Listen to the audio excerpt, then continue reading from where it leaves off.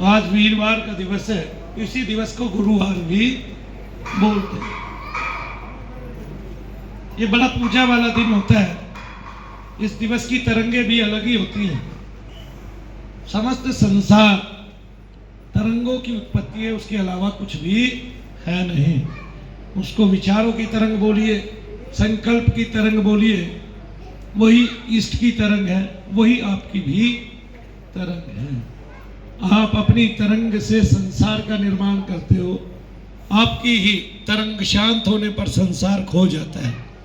तब आप बुद्धत्व की प्राप्ति करते हो, तब आप उस ज्योति की प्राप्ति करते हो, प्रकाश की प्राप्ति कर लेते हो। तो कभी सोचा बहुत गहराई से, कबीरदास जी के बहुत सारे शिष्य हुए, सबने शब्द को पकड़ लिया। कबीरदास जी बोले वो ज्योति है, तो फिर शब्द को पकड़ने का लाभ क्या हुआ? अगर वो ज्योति है तो फिर ज्योति को पकड़े, शब्द को पकड़ने की आवश्यकता क्या है? लेकिन उस ज्योति से तरंग उत्पन्न होती है, उस तरंग से शब्द उत्पन्न होता है। ठीक है, वो वापिस शब्द जो है उन तरंगों में समा जाता है और फिर वापिस उसी ज्योति की प्राप्ति हो जाती है। भैया जी, ए भाई जी, भैया जी पीछे बैठ जाए। हाँ तो वहां सुनिए जाके, हम मना थोड़े नहीं कर रहे हैं। हाँ गए ना, दो इस 1000 गज को माफ कर दो, है ना, इसका बेचारे का कल्याण हो जाएगा। तो ज्योति रहस्यमयी नहीं है, वो तुम्हारे अंतर में है पहले से। जिस प्रकार से बाहर सूर्य का उदय होता है तब पहले प्रकाश फैलता है, उसी प्रकार से पहले आपको जब अंतर में झांकते हैं पहले प्रकाश फैलता है, फिर प्रकाश के बाद ज्योति का विस्तार हो जाता है। उस ज्योति से जो तरंगे आई है उसने संसार का निर्माण किया है। और अगर तरंग शांत हो जाती है तो वापस ज्योति ज्योति में ही समा जाती है। कितनी सारी ज्योतियां, कितनी सारी ज्योत और कितना सारा परम तेज हमारी आंखों के सामने विस्तीर्ण रहता है, लेकिन ना तो हम अपने को देख पाते हैं, ना दूसरों को देख पाते हैं। ना तो हम वो तेज देख पा रहे हैं, ना अपना तेज देख पा रहे हैं, और ना इष्ट की तो बात ही अलग है। संसार में तेजहीन कोई है ना कोई हुआ, ना कभी कोई होगा। सबके अंदर एक परम तेज व्याप्त है, एक आत्म तेज व्याप्त है। उस तेज को देखने के लिए परम दृष्टि की आवश्यकता है। ये दृष्टि बाह्य नहीं है। यहां अंधे होने से भी काम चलेगा। आंखों में अगर आपकी दोनों खराब हो गई हैं तब भी आप इस दृष्टि को देख पाओगे और इस दृष्टि को प्राप्त कर पाओगे। तब समस्त संसार एक ज्योति है। उस ज्योति से जो तरंगे आई उससे शब्द बना। उस शब्द को आपने सुना जो राधा स्वामी वाले सुनाते हैं। वापिस तरंग शांत हुई, तरंग में मिली। शब्द की जो तरंग है वो खत्म हो गई, लयहीन हो गई, स्थिरता आ गई, शांति आ गई। तब उस ज्योति के आनंद आपने लिए। कबीरदास जी ने शब्द दिया, शब्द को बहुत सारे लोगों ने पकड़ लिया। कबीरदास जी ने शब्द से ही शब्द का विस्तार बताया और परम ज्योति की प्राप्ति बताई। उस शब्द की गर्दन पकड़ ली कबीरदास जी के बाद वालों ने। ठीक है, रामपाल बाबा ने शब्द की गर्दन पकड़ ली, 3 शब्द दे दिए। बोले जी ये शब्द की गर्दन पकड़ लो, तुम्हें सब कुछ मिल गया। फिर गर्दन पकड़ने से भी कुछ नहीं मिला। मिलेगा तब जब संकल्पहीन होगे, मिलेगा तब जब विचार को अच्छा करोगे, मिलेगा तब जब संकल्प को एक दिशा में लगाओगे।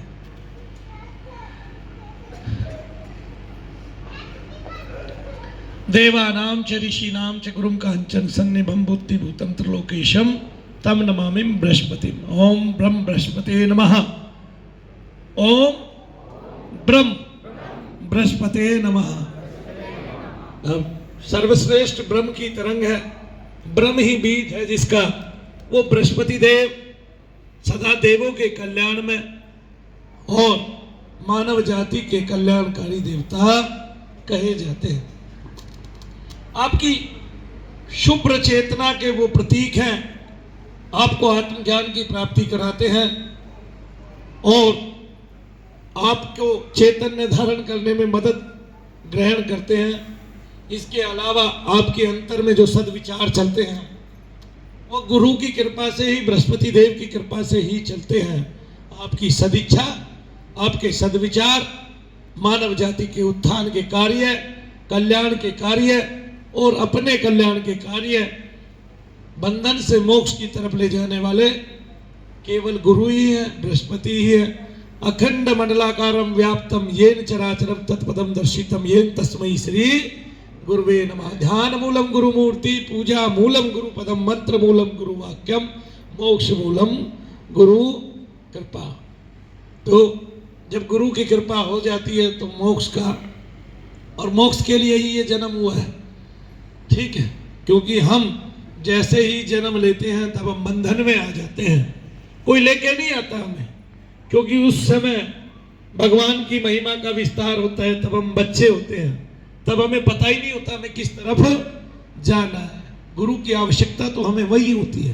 पहले जितने भी गुरु थे, चाहे वो संदीपनी थे, चाहे अगस्त थे, चाहे वशिष्ठ थे, तब वो हमें बचपन से ही ये बातें सिखाते थे कि हमें बंधन नहीं मानना है, मोक्ष की तरफ जाना है। लेकिन आज ऐसे गुरु नहीं रहे। आज तो गुरु सिखाते हैं तो संसार को प्रदान करते हैं। आपने डॉक्टर बनना है, आपने मास्टर बनना है, मास्टर की ड्यूटी 5 घंटे की है, आपको इतना धन कमाना है, इनमें से 7 कुछ नहीं जाना है, ये नहीं बताते, है ना। मूल क्या है ये भी नहीं बताते कि मूल क्या है, प्राप्त किसको करना है।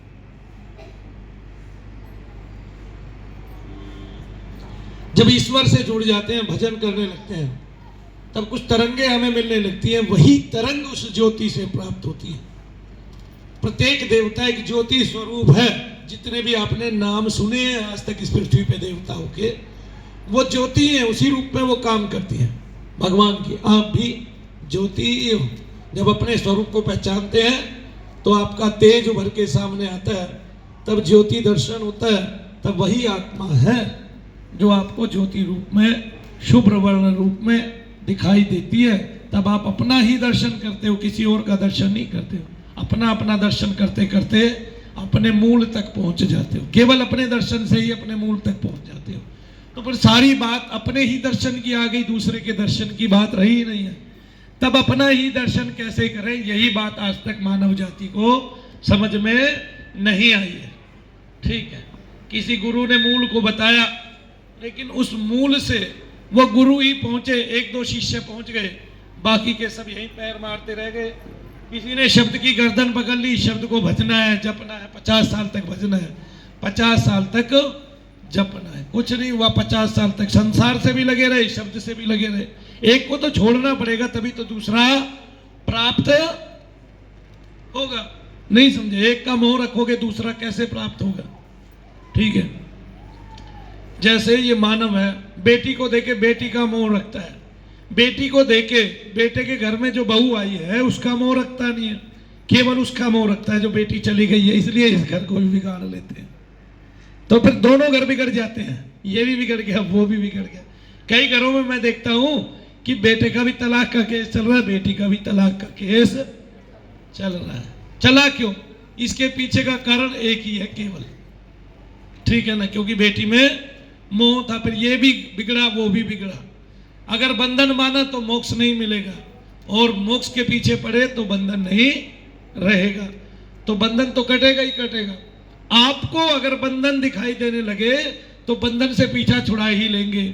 ठीक है, जैसे जो आपकी संपत्ति है, किसी को दान कर देने से फिर उस संपत्ति का भार नहीं रहता आप पे। फिर आपने बिजली का बिल थोड़ी ना भरना है, बताओ, भरना है? बताइए, उसका बिल कौन भरेगा? जिसको दान किया है। कौन भरेगा? उसकी रखरखाव कौन करेगा? जिसको दान दिया है। कौन करेगा? फिर हमने तो कुछ करना नहीं है। तो फिर जब कुछ करना नहीं, कुछ सुनना नहीं, कुछ कहना नहीं संसार से, तो फिर बंधन कहाँ है? बंधन तो संसार का ही है। संसार के ही बंधन त्याग दिए तो फिर बंधन है कहाँ? फिर तो मोक्ष ही, मोक्ष है, गति ही गति है। लेकिन वो गति है कहाँ? वो गति शांति में है, स्थिरता में है। शांति हासिल नहीं होती। क्यों? क्योंकि हम अशांति में रहने के आदी हो चुके हैं। और वो बचपन से आई है, आज से नहीं आई है, वो बचपन से आई है। मेरे माँ बाप गुनाहगार हुए, फिर मैं अपने बच्चों के लिए गुनाहगार हुआ, क्योंकि अपने बच्चों को बताया नहीं बेटे इन सब बंधनों से तो आपने मुक्ति पानी है, उल्टा उनको बंधनों में लपेट देते हैं। पहले ही बताए थे तूने इंजीनियर बनना भाई, इसी दिशा में पढ़ाई करा रहा हूं भाई, तेरे को इतने पैसे लगा दिए भाई, अब इतनी तनख्वाह आनी चाहिए भाई, ठीक है, अब ये मकान खरीदना है भाई, अब ये दुकान खरीदनी है भाई। इसी चक्कर में बंधन ही बंधन, बंधन ही बंधन, अपने लगाए अपने बच्चों के लगा दिए। ना अब अपनी मुक्ति है ना तू बच्चों की मुक्ति है। लास्ट में किसी महात्मा की शरण में गए, शरण में इसलिए गए कि महात्मा जी बता देंगे कि बंधन लगे हुए हैं, काट लो इनको। फिर उस उम्र में अभ्यस्त रहते नहीं तो बंधन कटते ही नहीं, क्योंकि सारी उम्र मन पर जो छाप रही वो बंधनों की रही। और बंधन कटे कहां से? जब सारी उम्र ही तुमने बंधन रखे हैं तो एक पल में कैसे कट जाओगे।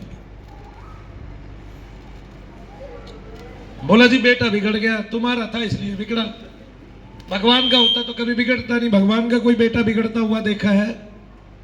नहीं बिगड़ता। तो इसलिए जो बिगड़ता हुआ बेटा है उसको भगवान के सुपुर्द कर दो। अब भला है, मंदा है, चंगा है, गंदा है या नंगा है, सब तेरा है, हमारा कुछ नहीं है। फिर उस पर ध्यान मत दो, ठीक है। कोई कहे तुम्हारा बेटा ये कर रहा है, मेरा नहीं है भाई, तेरा ही होगा या उसका है जिसने दिया है, मेरा तो है नहीं, है कि नहीं? ठीक है, तुम खुद को अपनी जगह भगवान को मान लो, मेरा है नहीं, मेरा होता तो बिगड़ता नहीं, वो तो भगवान का है, भगवान का बिगड़ता है। अब भगवान को लांछन लग जाएगा, फिर भगवान अपने आप सुधार लेंगे। भगवान के पास सुधारने की मशीनें है ना, ठीक है। कोई बच्चा इधर उधर चलता है, जैसे मैं इधर उधर चला, शनिदेव महाराज ने पीछे से ठोकर मारी, लात मारी, अपने आप सीधा हो गया। ऐसे ही सबको सीधा कर लेवेंगे, किसी को उल्टा नहीं रहने देवेंगे। लेकिन जब तक हमारा है, हम जुड़े हुए हैं, तब तक हमें उसके भार लगते हैं। जैसे एक बहन जी के पास, थोड़ा मंदा करते इसको, जैसे एक बहन जी के पास संपत्ति हो गई, अब आधा संसार उसके पीछे पड़ गया, ठीक है, उसके पीछे तांत्रिक पड़ गए। इसको खुशहाल नहीं देखना, इसको माला माल हमने देखना ही नहीं है, बेशक वो उसके भाग्य में हो, लेकिन हम उसके पीछे पड़ गए। अब उस बहन जी को ये दोष लग गया और वो बीमार हो गई। लेकिन वो बीमार तभी हुई है जब वो उसके मोह से जुड़ी हुई थी कि ये सब मेरा है। अगर पीछे से मोह जाल कटा हुआ होता, बंधन कटे हुए होते, तो फिर ये बीमारी आती ही नहीं। आगे ना बीमारी आने का एक कारण था, और वो था मोह, वो था ममता। ममता का मन लगा, मोह का मन लगा, तभी वो बीमारी आई, ठीक है ना। जैसे कोई मुझ पे क्रिया करे और वो ये मान के करे कि भाई मैं तो संसार का हूं, जब तक संसार के हैं तभी तक क्रिया होती है, जब ईश्वर के हो जाएंगे तब क्रिया होगी ही नहीं, क्योंकि बाहर सारा ईश्वर पे हो जाएगा, है ना जी। एक दिन एक प्रेत ने आके मेरे दोनों पैर उठा लिए, ठीक है, आता जाता कुछ नहीं था, थोड़ी घबराहट चढ़ी, थोड़ी सी देर उसने बेचैन किया, सोने दिया नहीं, तब शनिदेव महाराज को पुकारा, वो तुरंत आ गए हट्टर लेके। तो उसी दिन समझ में आ गया बेटा खेल सारा यही है। क्या है खेल? सारा यही है कि हम संसार से जुड़े हैं, लेकिन जब भगवान से जुड़ जाते हैं तो फिर ऐसा कुछ भी नहीं होता, जिम्मेवारी सारी उसी पे आ जाती है। अब आपका बेटा ना होके भगवान का बेटा हो गया, वैसे भी आपका बेटा था नहीं, ठीक है। आगे ना, उन्हीं 4 बूंदों को मिलाकर देहरी के द्वार पर रख दो, या किसी बोतल में डाल के रख दो, या किसी कुंभ में डाल के रख दो, तब वहां से बीज उत्पन्न नहीं होगा, वृक्ष नहीं होगा। उसी बीज को पृथ्वी में मत गाड़ो, तब वृक्ष नहीं होगा। जब तक वो गर्भ में नहीं जाएगा तब तक वो फलित नहीं होगा। वही 4 बूंद बाहर कुंभ में पड़ी हुई बच्चा नहीं जन सकती, जो मां के गर्भ से उत्पत्ति हो सकती है। इतनी सी बात। तो फिर कौन उसको ऊर्जा देता है? किसकी तरंग से वो शरीर बन जाता है? केवल चेतना की तरंग से वह शरीर बनता है। भगवान कहते हैं सबको। खेल क्या चल रहा है? खेल सबको ये चल रहा है कि जन्म से पहले वो ज्योति दिखाई देती है, तब वो ज्योति तरंग मात्र से इशारा करती है, क्या तुम संसार में जाके मुझे भूलोगे? तब हम कहते हैं नहीं भूल सकते, जन्म दे के देख लो। वो कहते हैं नहीं भाई तू भूल जाएगा, चक्र है ये, इसमें फंस जाएगा। हम कहते हैं नहीं, भूल ही नहीं सकते, जन्म दे के देख लो। जैसे ही जन्म होता है, जैसे ही हम गर्भ में आते हैं, तब फौरन भूल जाते हैं, बाहर आते ही सब कुछ भूल जाते हैं, है ना। तो फिर ईश्वर कहता है, ठोकर मार मार के बीच बीच में उछाल उछाल के पूरे जन्म भर देखा, भूल गया ना। हम कहते हैं भूले कहाँ महाराज, भूले ही नहीं है। बीच बीच में अगर कोई महात्मा याद दिलाता है, कोई भगत याद दिलाता है, कोई गुरु याद दिलाता है, तब भी प्राप्ति वापस होती नहीं है। बोलिए जय शनिदेव। बहुत सारे आए हैं, बहुत सारे चले गए, सतगुरु भी बहुत सारे आए, बहुत सारे चले गए, ठीक है ना। आजकल राम भद्राचार्य जी को सुन रहे हैं, सुन रहे हैं? कौन कौन सुन रहा है?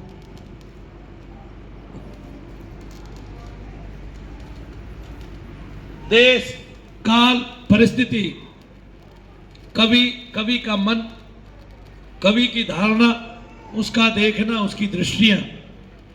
कहते हैं तुलसीदास जी जब राम कथा लिख रहे थे, तब तुलसीदास जी को राम की लीला होती हुई दिख रही थी। इसी तरह वेद व्यास जी पहले ही सब कुछ देख के लिख रहे हैं, इसी तरह वाल्मीकि जी पहले ही सब कुछ देख के लिख रहे हैं। इसी तरह दुर्योधन के पिता धृतराष्ट्र को संजय साथ साथ देख के बता रहा है, एक एक श्लोक बता रहा है, एक एक चीज बता रहा है। आगे धृतराष्ट्र का उद्धार हो गया, क्या सुनने से? महाभारत पूरी सुनने से और गीता सुनने से। तो क्या वाकई में उद्धार हो गया? नहीं, हम सुने सारी जिंदगी, सुनते आए, लेकिन शब्द से भी उद्धार तब तक नहीं होगा जब तक आप उसको सही से ग्रहण नहीं करोगे। इसलिए कह रहा हूं कि कबीर दास जी ने तो शब्द दे दिया, शब्द से वापसी भी होगी निश्चित है, लेकिन शब्द को इस तरह ग्रहण ही नहीं किया, शब्द की चोटी पकड़े रखी, शब्द का गला दबा दिया। ओम तत्सत, हरिओम तत्सत। बोले जी वेदों में ओम तत्सत लिखा था, मैं तुम्हें वही, या ओम लिखा हुआ मैं तुम्हें वहीं पहुंचा दूंगा, ओम का ही जप करें, उसी से ब्रह्म की प्राप्ति हो जाएगी। अब ना तो ओम में श्रद्धा है, बस ये है कि मेरे को एक शब्द मिल गया, इसी का अहंकार बाकी रह गया, है ना। जैसे समस्त संसार क्या करता है कि गुरु आके चला जाता है, उसकी उनको प्राप्ति भी हो जाती है एक दो शिष्यों को, फिर उसकी गर्दन पकड़ लेते हैं कि हमारा पथ, हमारा मत तो सबसे बड़ा है, हमारा आग्रह करो, हमारे पीछे चलो, हमारे पीछे भागो। मनु भैया तो नहीं कहते समझ आए तो आओ, नहीं आए तो मत आओ, सबको सबकी भाषा समझ आएगी। जो कबीर दास जी के चेले हैं वे तुलसीदास जी को नहीं भजेंगे, रामायण नहीं पढ़ेंगे। जो तुलसीदास जी को रामायण पढ़ने वाले हैं उनको कबीरदास अच्छे नहीं लगेंगे। तो मन के स्वभाव है, क्या है? मन के स्वभाव। तो कोई शब्द को पकड़ेगा, कोई ज्योति को पकड़ेगा, कोई तरंग को पकड़ेगा, आए ना। जिन जिनको झंझनाहट होती है, ये ईश्वरीय ऊर्जा है जो आप थोड़ी थोड़ी देर में ग्रहण करते रहते हो। भगवान का नाम लेते हुए किस किस को तरंग महसूस होती है? हाथ उठाना। अब ये अलग अलग देवताओं से आपको अलग अलग ऊर्जा प्राप्त होती है, आती सारी वहीं से है। इसी तरंग को प्राप्त करते करते, रोजाना प्राप्त करते करते, सवेरे शाम याद करके ऐसी ही तरंगे प्राप्त करते करते आपका आत्मा, आपका मन शांति से भर जाता है और आपका आत्मा स्वच्छ होता आ जाता है। उस पर जो आवरण चढ़े हुए हैं, जो मल का ढेर लगा हुआ है, मन के जरिए वो खत्म हो जाता है। तब मन के सभी स्पंदन बंद हो जाते हैं, तब मन धीरे धीरे शांति को प्राप्त कर लेता है। धीरे धीरे क्यों? क्योंकि धीरे धीरे ही उसने अशांति को प्राप्त किया है। अशांति एक साथ नहीं आ सकती, है कि नहीं? पहले कलह की कहीं ना कहीं जड़ होती है, ठीक है ना। जड़ क्या होती है कि माता पिता जिस बेटे का काम नहीं चल रहा, जिनके काम चल रहे हैं, उनका पैसा निकम्मे को देने लगते हैं। वो शाम को दारू पी के घर में आता है, वो देखते हैं ये माँ से रोज 500 ले जाता है, हम मेहनत से कमाते हैं और ये 500 रुपये माँ बाप से लेके चला जाता है, शाम को पी के आ जाता है, हमें गाली देता है, हमारी पत्नियों को दुखी करता है ना। ऐसा भी होता है ना किसी किसी घर में, ठीक है ना। तब घर में कलह जन्म ले लेती है, ऐसे नहीं जन्म लेती है। घर में कलह बहुत सारे कारणों से जन्म लेती है। किसी के घर में कलह पैसे के कारण जन्म ले लेती है, ठीक है। किसी के घर में कलह जो है निकम्मेपन के कारण, आलस्य के कारण जन्म ले लेती है। तब जिनके घर में आलस्य उत्पन्न हो जाता है तब सभी आलसी हो जाते हैं, करके कोई खाना नहीं चाहता और सबको थाली पे परोसा हुआ मिलना भी चाहिए। तब बहुत सारे अपनी माँ पे गुस्सा निकालते हैं, कोई अपने बाप पे गुस्सा निकालता है, ठीक है। एक व्यक्ति ने अपने 7 बच्चों की शादी की, उसके एक बच्चे की शादी नहीं हुई। वही बच्चा मैंने उसका गला दबाता हुआ देखा और वो कहता था गला दबा के, तूने सबकी शादी बेचने में, करने में सारी जमीनें बेच दी, अब मेरी शादी करने की बारी आई तो तेरे पास कुछ बचा नहीं, मेरी शादी होगी कहाँ से। इसी बात पे अपने पिता का गला दबा रहा था। देखो मैंने कहा भाई कैसा जीवन आ गया। मैंने खैर उसको कुछ समझाया, मैंने कहा तुझे ये शोभा नहीं देता, ये तो भाग्य है, किसी की हो किसी की ना हो। जिनके घर में पैसे नहीं हुआ करते कई बार उनके बच्चों की भी शादी हो जाती है, नहीं। लेकिन अब माता पिता क्या करने लगे हैं, पहले वाला तो जीवन गया ही, पहले वाले तो सारे आचरण हमारी सभ्यताओं से खत्म हो गए, ठीक है ना। तो पहले भी जो करता ठीक से था, पहले तो ये बात ही नहीं थी भाई तू क्या कमाता है, तू डॉक्टर है कि नहीं, तू इंजीनियर है कि नहीं। अगर ये बात होती तो अर्जुन केवल धनुष चलाता था फिर नकुल सहदेव का तो ब्याह ही नहीं होता, तो बेचारे चलाना ही भाला जानते थे नहीं है कि नहीं, इस तरह से है कि नहीं। भगवान ने कहा मेरे मुख से ब्राह्मणों का उदय हुआ है, यानी कि जो ब्रह्म की वाणी कहेगा वो ब्राह्मण है, उनके मुख से उसका उदय हुआ है। भगवान ने कहा मेरे जठर से वैश्य उत्पन्न हुए हैं और मेरी भुजाओं से क्या उत्पन्न हुए हैं, क्षत्रिय उत्पन्न हुए हैं, और मेरे पैरों से शूद्र उत्पन्न हुए हैं। सेवा करने वाले चरणों से ही उत्पन्न हो सकते हैं, है कि नहीं, क्योंकि चरणों की ही सेवा की जाती है। क्या की जाती है, चरणों की। और जो भगवान के चरण से उत्पन्न हुए हैं, ठीक है, नहीं समझे आप, वो परम पवित्र है। क्या है, परम पवित्र है। तो संसार में जितने भी सेवा करने वाले हैं वो परम पवित्र है। आप देखिए पूरे जीवन में देखिए कि जितने भी महात्मा थे वे सेवा करने वाले थे, वे सारे महात्मा शूद्र हैं, ठीक है। चूंकि जब वो ब्रह्म की वाणी बोलते हैं अपने शिष्यों के लिए, अपने भक्तों के लिए, तब वो ब्राह्मण है। उससे पहले वो भगवान के चरणों की वंदना करते हैं। सारे शूद्र हैं वो महात्मा। मैं कहता हूं करके दिखा देता हूं सेवा। तो जब वो शूद्र है तभी वो भगवान को पसंद आते हैं और भगवान उनके हृदय में रहते हैं, और तब भगवान उनको आके गले लगा लेते हैं, है ना। क्या कर लेते हैं, गले लगा लेते हैं, इस तरह से। एक बात और, पैरों का भगवान भी बुरा नहीं मानते। भृगु जी महाराज भगवान की छाती पे पैर रख देते हैं, तब वो कहते हैं महाराज आपके चरणों में कठोरता है। हम भगवान का भी उदाहरण नहीं लेते कि इतना बड़ा उदाहरण, इतना बड़ा साक्ष्य हमारे पास है। ऐसे ऐसे साक्ष्य हमारे धर्म ग्रंथों में लिखे हुए हैं, वेद व्यास जी ने लिखा है। खैर राम भद्राचार्य की बात बता देता हूं कि बहुत सारे